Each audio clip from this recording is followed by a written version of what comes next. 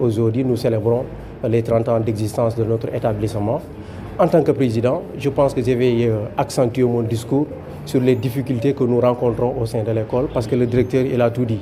Je ne vais pas être là à discourir.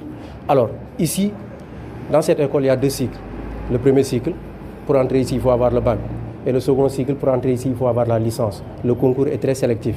Le premier cycle, chaque année, on prend 30. Et le second cycle, on prend 5. Vous voyez, c'est très sélectif.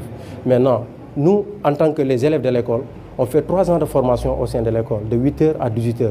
On fait une formation très intense et le concours de l'école est très sélectif.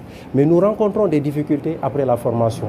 Pourquoi nous rencontrons des difficultés? Nous-mêmes, on ne parvient pas à expliquer ça aux gens. Et pourtant, on est utile à la société. Les sortants de l'école sont spécialistes de tout. Ils sont transversaux. Ils peuvent travailler dans les ministères, ils peuvent travailler dans les localités, ils peuvent travailler dans les entreprises. Mais malheureusement, quand on termine notre formation, nous sommes à la merci des ONG souvent.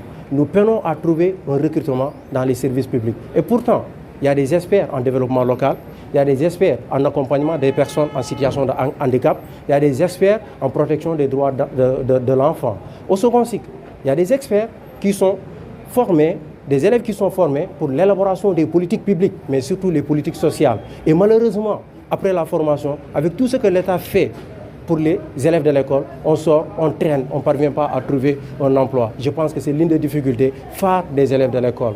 En cette occasion, nous célébrons les 30 ans. Je pense que je vais porter la parole des élèves et mettre l'accent sur ce point-là. Je pense que les autorités, quand ils voient nos messages, quand ils voient notre intervention, elles peuvent réagir, essayer de trouver des solutions pour que ces travailleurs sociaux-là travaillent dans les services publics.